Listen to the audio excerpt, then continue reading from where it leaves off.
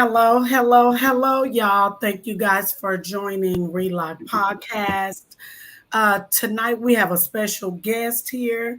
So we will introduce her in a second after we um, ask my co-host Erica. Hi. Hey, Was how your weekend? How was your Juneteenth? it was great. We hung out. We did. We did. We did. Aaron, how was your Juneteenth? How was your weekend? It's all right. Why you roll This, your eyes though? this weekend was ignorant. So thank you all for joining y'all.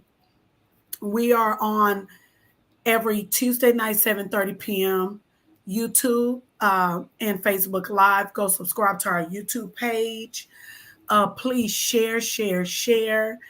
Um, and we will go ahead and get right into our topic tonight, which is we will be talking with Juana about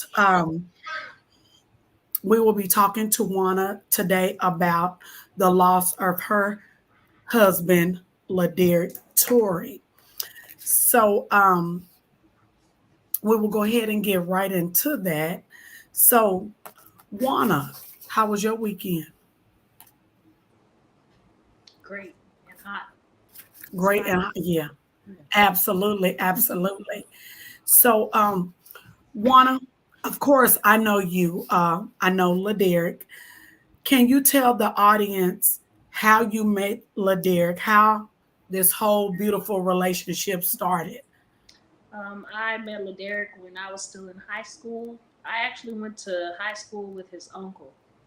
His uncle is the same age as me, and his uncle used to try to date me all the time.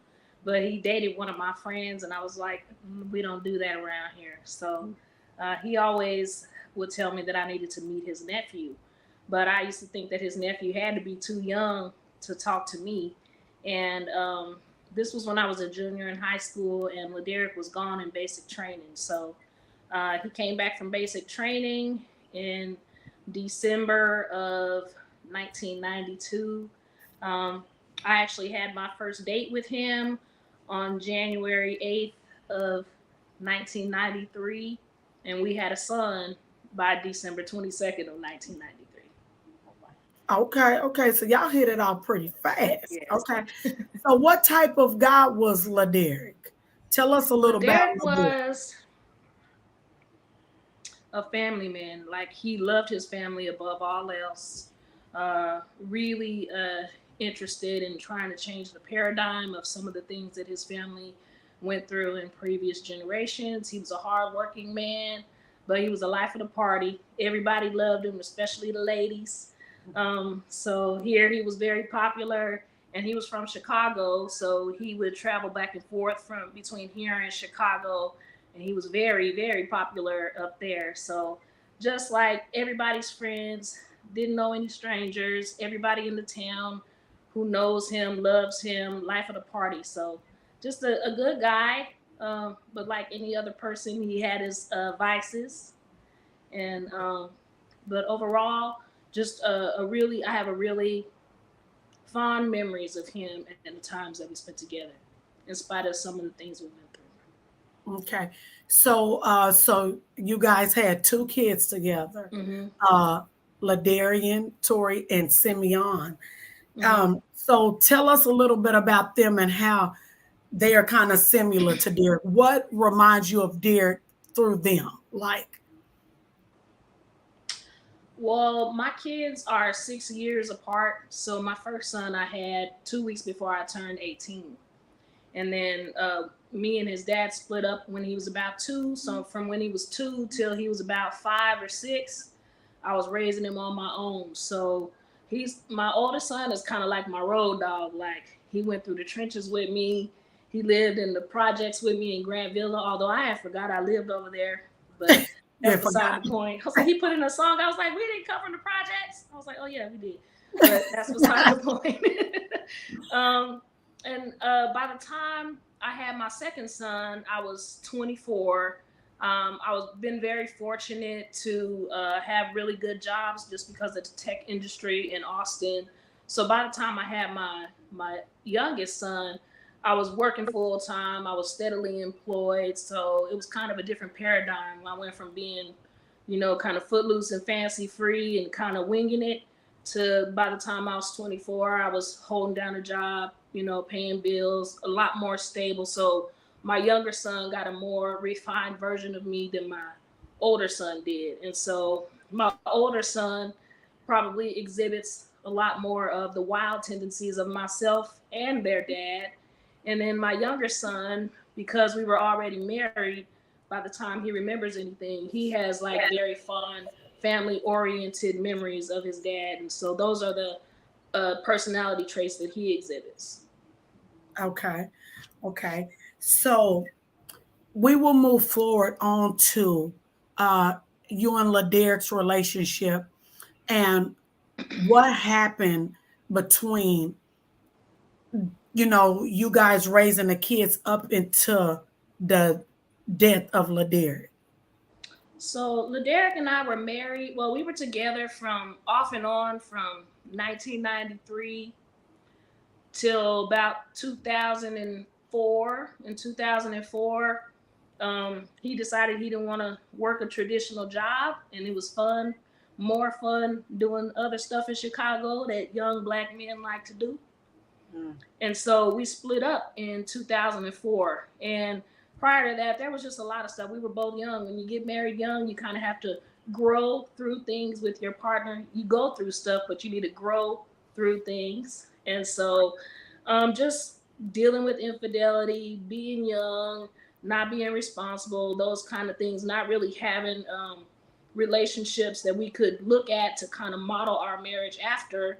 We just made a lot of hasty choices that had long-term implications. And so in 2004, at the end of that year, LaDerek and I separated and he moved back to Chicago.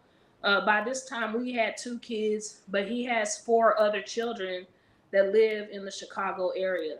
And so he told me when he went back up there that, he had to go up there to take care of his kids because he knew they needed him more than the kids here needed him, because he knew my kids would be okay because he knew I was going to work and take care of them whether he was here or not.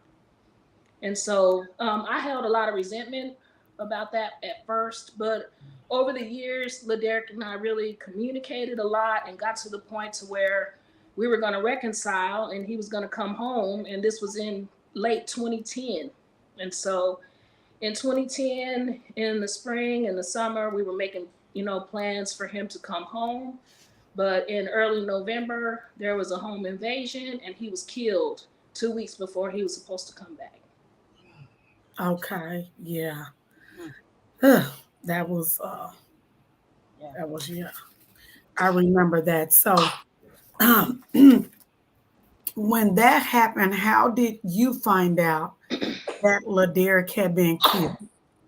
So LaDerek and I talked on the phone 5, 6, 7, 8, 9, 10 times a day. And so he had women up there that he was dealing with, but they all knew who I was and how to get in contact with me. And so this particular night, it was a Thursday, he had called me early in the evening because one of his other kids was there with him in the home. And so I was helping him and his other son do homework on the phone.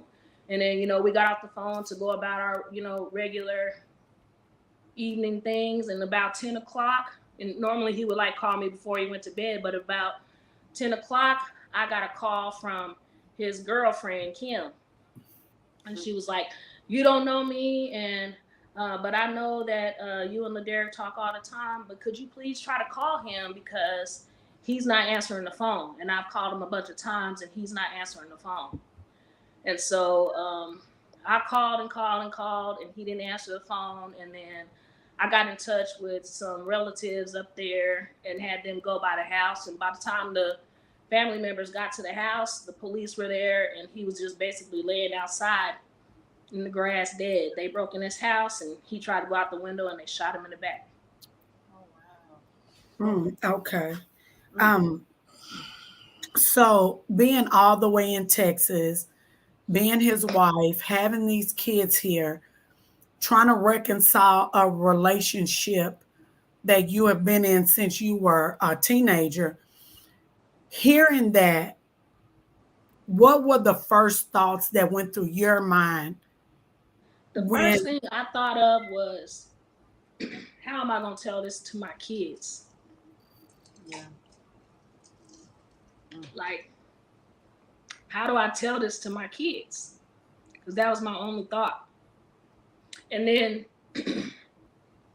in spite of everything, I was immediately grateful that we were in Texas, that we were here, that my kids weren't there in Rockford, a suburb of Chicago where he lived. I was grateful that my kids weren't there to witness their dad being shot dead in the grass. So his other 4 children lived in the city. Their mothers took them to the scene of the crime. You know, they were out there for hours. They had to see their daddy laying on the ground. So my first thought was, how was I going to tell them? My second thought was, I was grateful that that was not the last memory of their dad that my kids were going to have. And so my older son was about, how old is he now? 28, 29? Dang. About He was 20. about 17, 18 years old. And so I went and woke him up. You know, I told him, you know, that they had just called me. You know, I had confirmed with my mother-in-law. She actually lives here. You know, I told my son that somebody broke in his house. They tried to rob him and they shot him and they didn't make it. And so that was like one of the hardest things I ever had to do, was to tell my son that his dad was deceased. And so this was like a Thursday night. And my younger son, so the next day I didn't make my older son go to school. Like, we were up all night. We didn't know what was going on. But I got my younger son dressed and took him to school and dropped him off at school and just basically prayed all day for how I was going to break the news to him. And so, you know, we, you know, made, you know, whatever arrangements or had the family conversations in the daytime. And when I picked my son up from school, you know, basically just walking to the car, you know, I told him, you know, I had to tell you something bad happened with your dad. I had to tell him, you know, they robbed him last night and they shot him and he didn't make it. So. And so what was Simeon's reaction? He just broke down crying. Yeah. Wasn't really nothing I could do.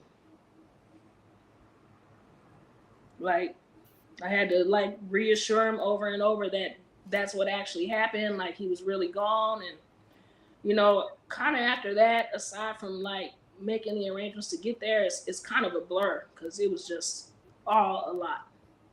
Right. Right. Yeah. I can see that being a lot, you know, having these two, you know, still teenage kids. Their daddy is away in Chicago. You guys are here, and having to get that news that late at night is like, dang, you know. And like you said, you're not wanting them to that to be their last memories of their father, because, you know, that isn't a good way to see a dad. No, you know, not for a kid, and not for anybody. You know, especially the relationship that you and LaDerrick had. You know, and it was such a long time.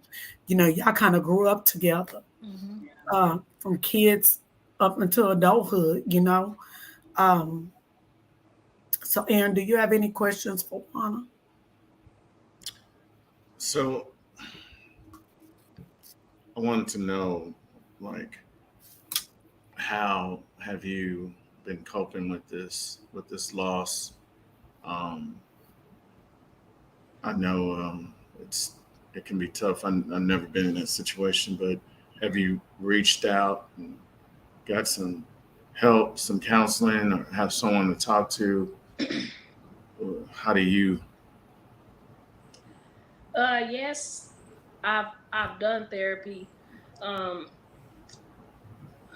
I would say the most significant way of coping with the loss is the way that I feel about spirituality. Like, I feel like energy never dies. You know, even though I saw them put LaDerrick in a casket, every day when I look at my son's face, I see his face. When I look in their eyes, I see his eyes. And so when we speak about LaDerrick, we don't speak about him in the past tense because I know he's still here. I can still feel his energy. His birthday was September 29th. I always look at the clock at 9:29. There's always, he worked for ABC Pest and Lawn. Like, I'll be in an inconspicuous place. I'll always see like a truck that looks just like his work truck. His family, even though it's like 10 years on, his mother is still my mother-in-law. My nieces and nephews are still my nieces and nephews.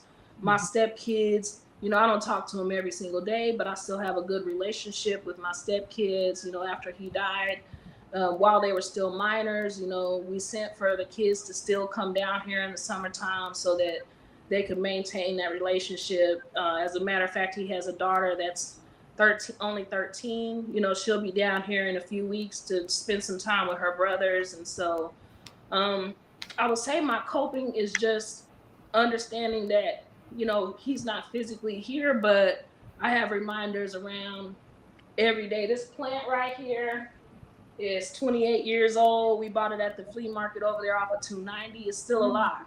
So I still have, reminders around me everywhere of LaDerrick. So while I mourn him, like I mourn him the most when I think about the fact that he'll never get to see his grandkids, or what could have been, or, maybe I shouldn't have made him leave, when I did, but ultimately God had a plan. And so over the years, I've come to a certain level of acceptance through, dealing with my family, talking to my kids, speaking of him in the present tense, working out sometimes, crying in the car sometimes, going to therapy. I've been through maybe 3 different rounds of therapy over the past 10 years.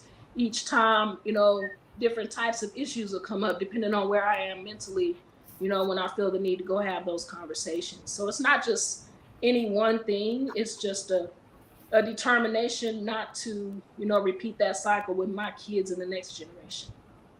All right. Yeah. That's awesome. Erica, what about you? So I guess for me, it's like, so how are your kids? Because, like you said, I mean, your oldest was a little older, and I'm not sure how old your youngest was, but he was pretty young.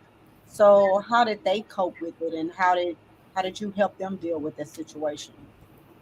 My oldest son, well, both of my sons took it hard. They lost their dad. Right. I feel like the timing in which they lost their dad was particularly significant, because when kids are like, under 10, they're going to go see their dad on the summer. They'll see him on the summertime. We had a pretty good co-parenting relationship, but I feel like my sons need him more now. Like, now they're into young adulthood. They need a man's advice. They come to me for things, but there's only so much I'm going to be able to teach them because I'm not a man. I don't have that perspective. I'm able to answer questions about their dad, but only to the extent that I had visibility about what was going on. So there's things I don't know. And so, like, for the first 10 years, my older son, he just was out of control because not only did he lose his dad, but my husband had a brother here who's really, really close with my kids in their father's absence. And he died almost a year to the day after my husband got killed. Oh, wow. And so my older son was dealing with the loss of his daddy and the loss of his uncle, who he was extremely close with. So for about 10 years, he was in and out of jail, in and out of trouble, using drugs, almost ended up going to the penitentiary. But, we were able to advocate on his behalf. And, he spent some time in jail, but since then, he's really made an effort to turn his life around. He's got 4 kids now. He's primarily a single parent. So, it took him a while to come around. He's a musician, and so his outlet is kind of letting things out through his music. Awesome. My younger son, he was kind of little, he was, about 4 or 5 when his dad left, and then 8 or 9 when his dad passed away. So he had several years of his dad not being in the house. So him passing away, while it was significant for my younger son, his dad was already not in the house. So he missed him to the extent that he couldn't call and talk to him or, go spend summers with him. But my husband has one sister that's still living, and she has been phenomenal for both of my kids. And so in his absence, they've gone and spent summers with her. Again, we speak about him as if he's still here. There's still pictures of him up in the home. And so, I will say that I've tried to get both of them to go to therapy, and it's been a struggle getting my sons to agree to go to therapy. And I feel like they still exhibit issues from time to time where I know they need it, but there's still a stigma for them as far as, getting that help and talking to a stranger and, being vulnerable to somebody that they don't know. Right. So, Juana, just me knowing LaDerrick, me knowing y'all relationship, we have heard that, you're the way you've grieved, the way the kids have processed it. What do you think that LaDerrick would have wanted you to do in the I think LaDerrick knew what I was gonna do, because I feel like if he had any other inclination, that he would not have left. So LaDerrick knew I was a hustler. He knew I was gonna stay in grind mode. He knew his kids weren't gonna miss a meal, because I didn't cry about child support, because my kids gotta eat regardless. Whether you send me $200 a month or not, they still need shoes. I still gotta pay the light bill. My kids gotta eat.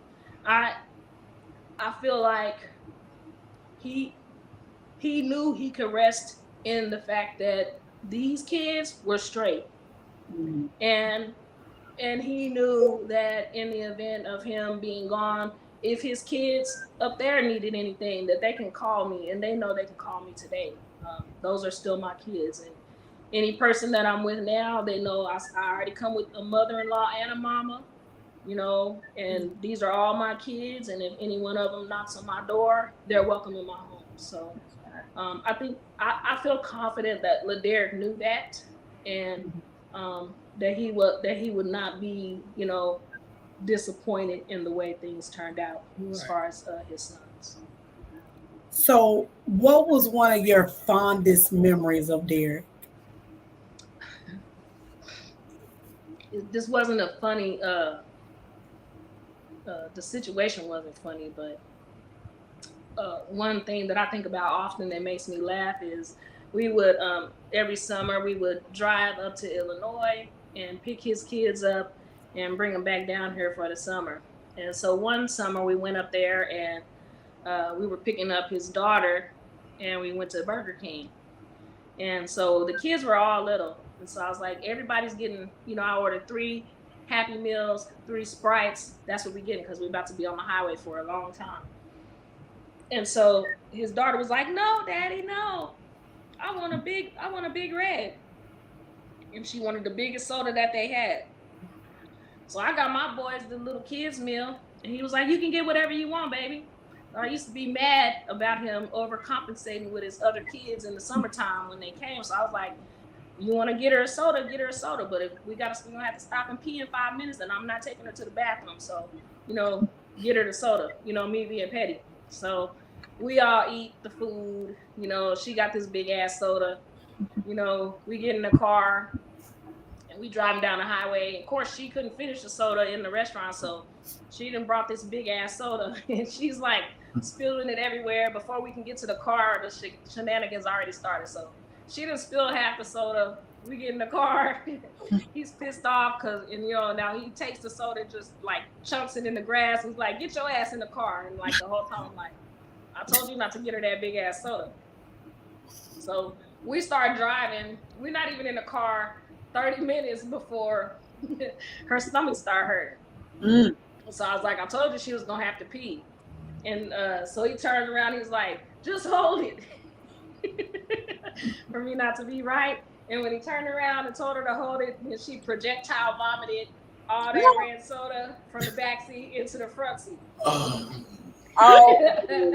so I was like, You know I'm not cleaning that shit up, right? Yeah. So Oh. she threw up all over the pillows, all over the. It was 3 kids in the. She threw up on all the kids, and so we pull over. You know, I give them the baby wipes. I get them some clothes. I was like, I'm not cleaning it. I'm not cleaning it up because I told you not to get her that big ass soda. Right. So he's in the grass on the side of the highway cleaning her up, and she threw up on him again. He threw up on her, and she threw up on him. He done got sick. She's sick. But she got Sprite the rest of the way home from Chicago. Oh, So man. that was just one of the many. It was really funny. So yeah, that's a great memory of Derek. I remember Derek. Me and him stayed into it. Like he literally couldn't stand me. So I remember one year. You know, for years, me and him went back and forth behind you. And I went to Chicago one year, and we was all on Facebook, and I was like, I said something to him, hey, Derek, so he's like, what's up, Cheryl? And I said, Derek, I'm going to be in Chicago, you know, we're going to be downtown, come holler at us, you know. And he was like, all right. And I never did talk to him when I went to Chicago, but then I came back, and 2 weeks later, he had got killed. And I was so sad that he didn't come, you know, just at least swing by and holler at me, because I hadn't seen him in years. And I was like, oh, man, I was like, I was really sad. I was sad, you know, just because, you know, I knew him, even though I fought with him behind you so much. He was still cool. Like, he was cool. He was funny. You know what I mean? I don't care how mad you would be. If you would see him, you still would, like, get along with him regardless, right? So, but just to know that he had got killed, I was just like, my heart was broken for you, for the boys. You know, I was just like, I couldn't believe it. I was literally in shock about the whole situation that had happened. I was like, man, I can't believe it, you know, especially when you kind of grew up with them, because, you know, we kind of all grew up together almost. And, you know, just having gatherings, having fun, then arguing with them, you know what I'm saying? Then back having gatherings. And, you know, it was just like, my heart really had sank. Like, it was like, man, I can't believe it. You know, what happened? You know, we were in Texas, you know, and it was really, really sad. I think for me, I was afraid for you when it happened, because I knew how much you loved him. Despite whatever y'all went through, we all knew how much you loved him, and we all knew how much he loved you. And it was heartbreaking for me to see you have to go through that. And then the boys, you know what I mean? Because like you said, we're mothers. Yeah, we hustle. We know how to make moves, but we would never, ever be able to teach a boy how to be a man. We are not men. And that is something that we're not gifted with. It's not our job to do so. So I was, you know, kind of afraid for that. I know you're very protective of the boys and stuff like that. So I knew you wouldn't marry somebody else and then let them come in. So I was, you know, a little afraid for you. Like, how? I'm like, oh, how Wanna gonna do this, you know, and stuff like that. But you seem to have managed it very well. Aaron, is there anything else you want to ask Wanna? So Juana, I know, um, have you ever been able to move on? And, you know, maybe I might be a little too personal. You might not have to answer this question, but have you found a way to, like, move on with your life and start dating again? Do you have any interest in that, or how's your social life? I would say at this point, people might call me the runaway bride, because I've been engaged 3 times since my divorce, or, you know, it technically wasn't a divorce, but since LaDerrick passed away, I've been engaged 3 times, but I've never been able to fully commit to somebody. Well, prior to the relationship I'm in now, but I couldn't fully commit to somebody because I I always saw red flags or, signs that they were not as accepting of my children as I require you to be with me. That's right. The first guy that I was engaged to, I was actually dating him right around the time Laderick passed away, and he just wasn't right for my kids. He would ask me to go do stuff with him and his kids, but wouldn't invite my kids. And so that was a red flag. Like, we'll never be able to live together. I've never, well, until my youngest son was 18, I never lived with anybody else besides Laderick. So I made a point to like keep my relationships separate from my children, the ones that I was in, and not bring another man into the house to compromise their quality of life or, whatever comfort or safety they felt. Because I always felt like having a man in your house with the kids is kind of like bringing a lion into the den. Yes. They want to get rid of the old cubs, but there was nowhere for my kids to go. So I never wanted to subject my kids to those types of things. So I kept my dating. I really dated guys that were out of town because I didn't want the responsibility of having to deal with somebody on a day-to-day basis. I used to say I had hoes in different area codes, but that was Player. So the second guy I was engaged to, he, this is the guy that I started dating when my youngest son was 18. His first order of business was like, when are they moving out? Trying to take me. I ended up moving to Atlanta with this guy.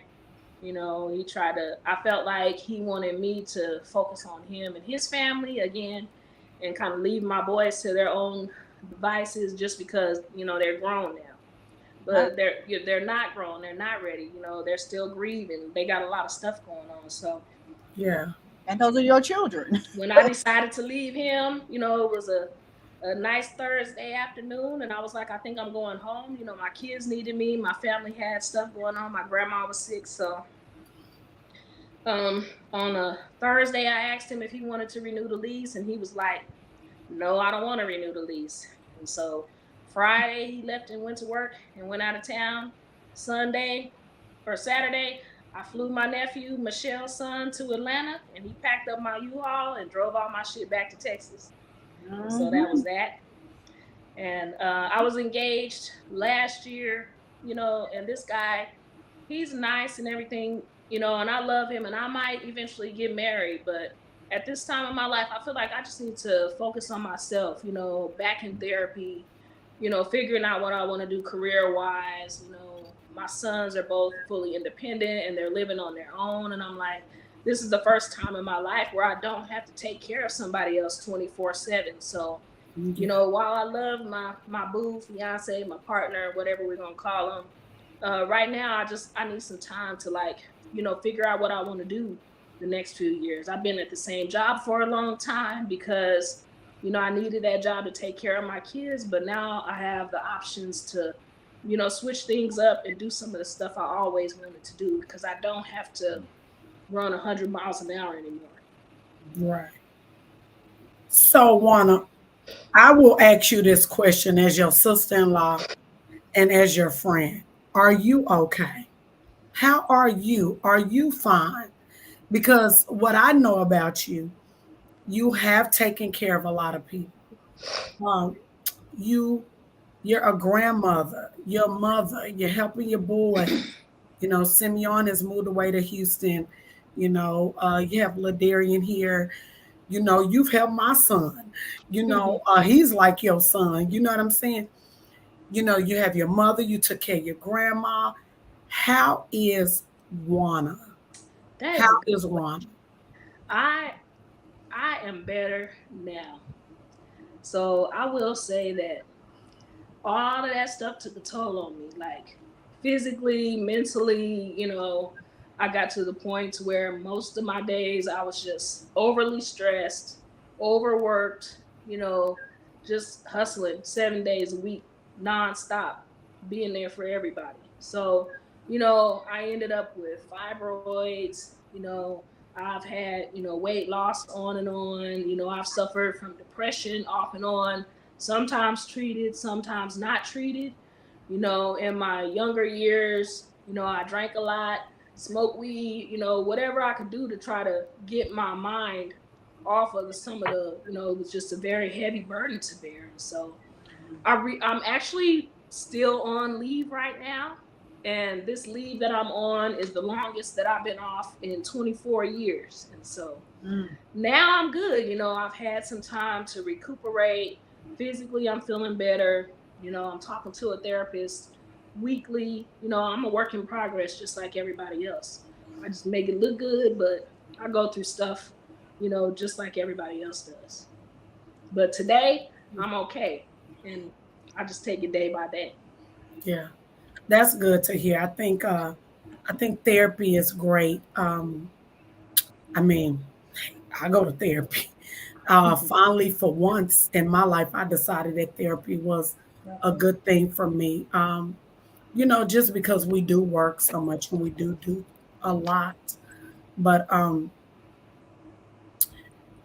I will say, you know, what could you tell the audience, any wife who has lost their husband recently, anybody who has lost their husband in the past and just still can't get over those hurdles of coping with losing the person that they loved and thought they would be with, for this journey of time, and then they lost the person? What advice would you give them, or what words of comfort could you give them to kind of help them a little bit in their journey? I think one thing that I would do different is continually put myself first. Don't stop working on yourself. Don't stop going to the gym. Don't stop eating well. Find new habits or things that you can do to, continually better yourself so that you don't feel stuck. I feel like I saw a photograph the other day of a deceased person buried under the ground and an alive person whose body was alive, but their head was buried under the ground and a skeleton. Like they just buried their mind and, basically just stopped living in the space or time when they lost their significant other. And so I always tell myself that I don't have excuses. I have reasons. So his death is not an excuse for me to, not follow through with the things that I said. It's no excuse for me to continually walk around sad. It's no excuse for me to not reach the goals that I had set out for myself and my family. It's the reason why I have to do it. Right. So I have to grind. I have to make sure that my kids and my grandkids, don't have to suffer the same fate that their granddad did. I have to be selective in the partner that I choose because this is the person who's going to, be the grandfather to my grandkids. I can't just be with somebody for the sake of being able to say I have somebody in my life. I have to continue. Otherwise, the cycle is just going to repeat itself again and again with my sons and my grandsons and over my dead body. Whatever I have to do, whatever I have to go through to show them something different, that's what I'm going to do. And I'm not going to be sitting around crying in the midst of it. I might cry in the car or if I have to tell somebody my story, but I cry. I let those emotions or feelings flow through me. I might play a song or, look through some photo albums or call my mother-in-law or reach out to my sons or hug my grandbaby, whatever I got to do to just keep it moving. Because at the end of the day, the time is going to pass by anyway. So, he passed away. I went to college. I've been back to school 3 times now. I've done whatever I can to make sure that I'm in a position to be able to help my kids when they need me in his absence. And so that's all I know how to do. And I'll continue to do that. Okay. Well, we have a comment here. The comment is from Amy Plummer. She said, when is a good time to move on after losing a spouse? I feel like women don't move on like a man does. Wanda, can you I answer feel that? like women hesitate to move on after the loss because they feel like they're going to be judged for moving on too quickly. You Mm. know, even though Laderick and I were in the process of getting back together, he wasn't here yet. So I did have somebody I was dating. But after Laderick passed away, I didn't feel like I got the support from him that I needed as my partner. So I knew I wasn't going to be with that guy. And it took me a while, it took me some months. And um, it took me months to start dating people and years before I got into another relationship, just because the age of my kids, the job that I had was enough to keep me busy, so that dating wasn't my primary focus. But I will say, whenever you're ready, whenever you feel in your heart that you can be with somebody and not feel guilty or like you're betraying your partner, by speaking to this other person, and take your time. Like, one thing that I feel like, as a generation, our generation hops into bed real fast. Mm. And so, um, taking your time to actually communicate with the person, sharing your story, and, don't just think just because you're dating somebody that it has to be a sexual relationship, because it doesn't. And that can oftentimes extend the grieving process, because women might feel, I'm lonely because my husband's not here. Now I'm seeing this man. Does my mother-in-law think I'm cheating on her son by talking to this man? Or maybe it's been a while and now you feel like you're okay, but your kids are not okay. And how are your kids going to feel about you talking to a different person? And then, once you do start having a physical relationship, I felt guilt. I felt like I was cheating on him, or not showing honor to his memory by talking to somebody else. Those are all things that I dealt with at one time or another. But I feel like each woman is going to determine when she's ready. I feel like you should pray about it, meditate on it, focus on keeping your body healed. If you're working out and you're engaged and you're physically moving around, you'll just naturally feel better. Exercise is a natural antidepressant. So it's easy to heal, if you're working out, moving around, finding things to engage your mind in. If you're sitting up being sad, it's real easy to get caught up with somebody who might be trying to take advantage of your mental state or your situation. Because there's always somebody waiting in the wings, trying to get their turn. Yeah, Yeah. I agree. I agree. Absolutely. Um, yeah, I see that a lot of people do get criticized for moving on. And one thing we know that the Bible tells us is till death do us part. And when death does us part, I feel like you have served at your purpose and your vows and your commitment under the covenant of God. So I think that you, at that point, are released, and you do have or should have the ability to move forward with someone else, if you choose to. Um, so I think that those vows have been fulfilled out, and if you're ready, then you should. We do see that men move on faster than women. Mm-hmm. We don't know why. And if there's any men watching, if you guys can answer that question, because it's a lot, a lot of women want to know, like, why do the men move on so fast and why does it take the women so long? And it is for a lot of those reasons, like you said, Juana. It is, our children. Our children grieve. These kids don't even really halfly understand what happened and why. We're adults. We've seen a lot of death. We've seen a lot of things happen. So our comprehension of it is a little more better than a child's.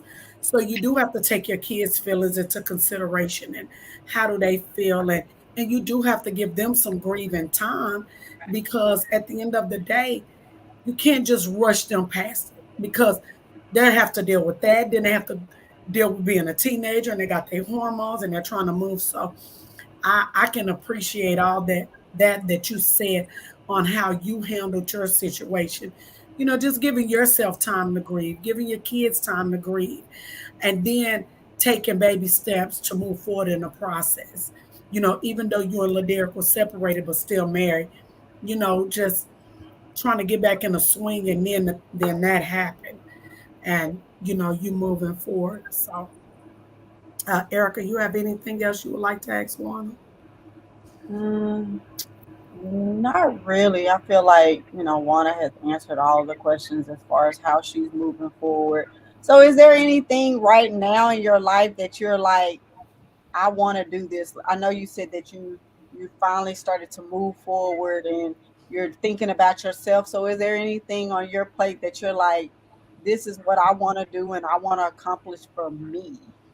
Yeah, Oh, I what's your got a lot of bucket stuff list? going on. Your She bucket Well, list. does, y'all. one of Get my the one of lashes the things done. that I've been if you know me, I'm a singer, and so if you're from Austin and you ever heard of the Cooley Girls, I was a singer back in the day before I had kids, and so because I had my son so young, I went right to work, and so I've been working in the tech field for like 20 years and chose that over pursuing my music career. And so now I'm almost done with my album. I'll have it released by the end of the year. So that's a huge accomplishment for me. That's Is amazing. That's to be great. almost to be done, and I got plenty of material to write about. So Yeah. Can you give us a I'm really little? excited about that. Uh-uh. Can you give us a little something? Oh, we gonna put you on the spot. Little, We gonna put you row, on the row your boat, something.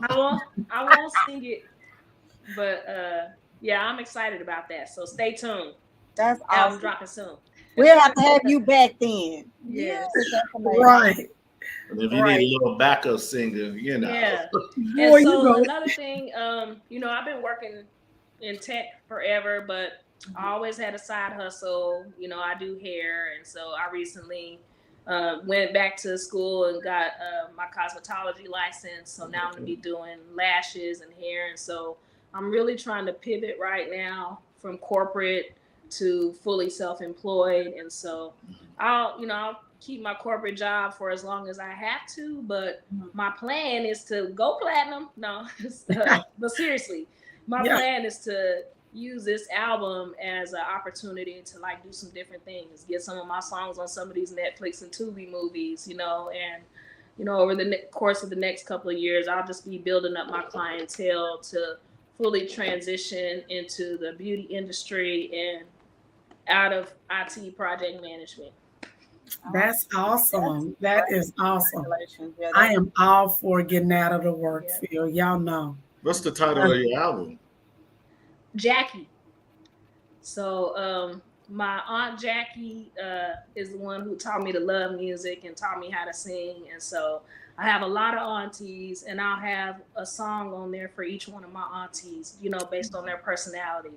But my aunt Jackie was my inspiration. So the album will be called Jackie, and I'll have songs for all the leading ladies in my life, with a little background story of how they influenced me. That's sweet. That's good. I can't wait. Juana, do you remember one time when American Idol was in Louisiana? And I We was like, let's almost go, went. Juana. We almost went. I was like, let's go, Juana. Let's go so you can go sing. Yes, I remember I will that. let y'all hear one of my songs. How about that? Okay. Yeah. okay. Yes. Let me hear something. So, this is my favorite song. And keep in mind, I'm an artist and I'm sensitive about my shit. Okay, then. All right. I'll play a little snippet.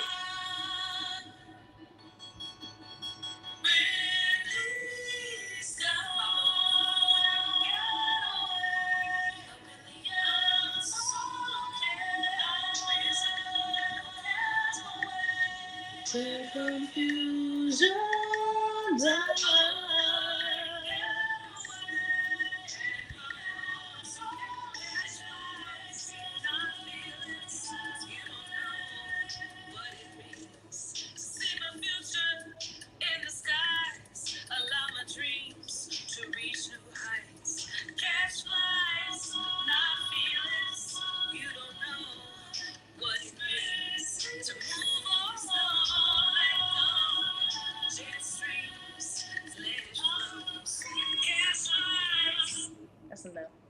That's great, Wanda. You know what? And you light up when your music, you I light love it. up.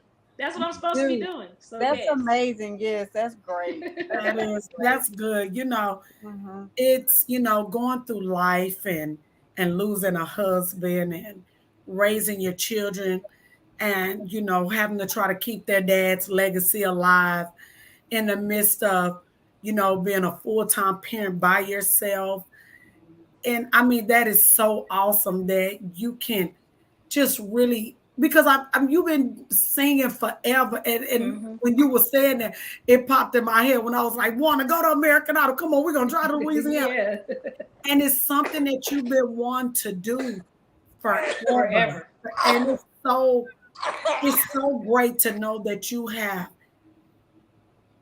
taken the step and the courage to kind of push your job to aside a little bit, not actually getting rid of it, but just saying, you know what, let me go and do something. I've been through this tragedy in my life. I lost a one man that I love dearly, and I'm watching two people that look just like him every day. And look at this baby looking just like him, but a light skinned version of him. And pursuing your music. I am so elated. Like I cannot believe like you are doing it. Cause I mean, I've come over there a few times and we've never even talked about it, but I'm so happy for you, sis. Yeah, I absolutely. really, really am. It's, Thank you. you know, um, I could not imagine losing anyone. I haven't lost anyone. I lost a good friend last year, but I haven't lost a husband or a aunt that was very close to me, or I haven't lost anybody. So I could not say that I understand you, but I am human and I have feelings and I have love inside of me. And I'm an emotional, very emotional person. So I can see your growth and what you're doing out of that. And that's awesome. And I hope tonight that you have inspired any woman that is watching this podcast that, there is life after and that you can still, like you say, Laderick is still here in energy. You don't speak of him in the past. And I think that teaching talking about that tonight on the podcast and just other women being able to hear that maybe they can use that in their journey of them healing through this process of them losing a husband. Um, Juana, I appreciate you coming on here. We go way back like Cracker Jack. I love you. We've always been cool despite what our families have ever been through. With me and you have always understood each other and you understand me. And I definitely understand you. I really And appreciate I appreciate you coming on here. And I know my co-hosts do too. Yeah, So yeah, I think that song absolutely. was beautiful. Yeah, I thank would you, just like Wanda. to say, um, I really thank you, Juana, for coming on here. You've really inspired me.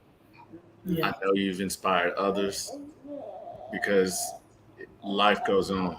Yeah. And believe it or not, you have made the best of it. Mm-hmm. Your accomplishments alone Yeah. Yeah. you are a walking testimony to people that out there that feel like they what am I going to do? Yeah, That's And true. I would implore you to get out there, put your story out there, yeah, because you will inspire a lot of young men, a lot of Yeah. young women, yeah, Yeah. especially people of in our age group that lose someone. That life, you can still continue and move Right. on. And Yeah. I just want to give you your flowers, Thank you. also your strength. You're very strong. I don't know if you know it, but I see it and yeah, I feel it. I feel that energy. I feel that Yeah. vibe. yeah. You're very strong and keep Thank you. I doing what you're appreciate doing. that. Thank you. Yeah. I agree, Wanda. I mean, I know you, and we know each other in passing. I've been around you, and it's just like it's amazing. Even the way you speak about, you know, your relationship with him and your kids and your grandkids, and like I say, and just seeing it in your face with your music. All I can say is just keep doing what you're doing. You're definitely doing a great job as, you know, as a wife, as a mother, as a partner, and just keep doing what you're doing. You're doing an excellent job, and I Thank just you. want to say, I keep, definitely keep you in our prayers, and just I definitely say just do what you love to do. Thank you. I Yeah. appreciate that. Thank Yes, you all for having me. I really appreciate it. So we Yes. appreciate you for Yeah. sure. I for sure. I'm so glad that you chose to come on tonight. And anybody out there who is watching tonight, who have been on this podcast with us, um, you know, I can't, like I told Juana, I can't say that I understand, but you guys are in our prayers. We pray that you are able to take baby steps towards healing and Mhm. know that your partner, your husband would want for you to move forward with your life and be happy. Uh, we all believe in energy and we feel energy and maybe you can go in that step. It's just want to say so many great things like that all bunched in my head It and I is. can't get them out. I'm trying to hold on to some of them for myself. Like, It is. okay, energy, let me keep this going. But you Mhm. guys, Wanna is that is a great testimony, a good story. Mhm. know, uh, there are so many women out here who don't know which way to go, are being maybe feeling like they're being judged because they do want to move on, who do have kids and don't know how to help their kids or what they should do, in the death of their father. So, Juana, I appreciate you coming on here thank you so tonight. Again, like I said, Absolutely. you guys that are out there watching, thank you guys so much for tuning in. Relock Podcast with Erica Sloan, Aaron Brown, and Michelle Zachary every Tuesday night, 7:30. We talk about real life issues on here. You guys, please subscribe to our YouTube channel. We're trying to get our following up on there as well. So please subscribe. Please share, share, share. And I also want to give a shout out to my friend Sean and her husband Corey Anderson. Y'all, they are the ones who helped me through this podcast. Like I was on the phone with them, like, what should I do? How should I do it? And they kind of gave me some tips. So I just wanted to let them know that I appreciate them too as well. Um, Ebony, he said he liked the show. It's been good. Thank you, Ebony, for watching. Amy said, great job. Thank you. Uh, Thank Damika Harmon said, want to speak that into existence. you for And sure. Amy said, congratulations, Juana. So, Juana, again, we thank you. We love you. We appreciate you sharing your story. And we will see you guys. Not next week will be a past week for us, but we will see you guys the following week. We love you guys. You guys have a great night, and we will see you all soon.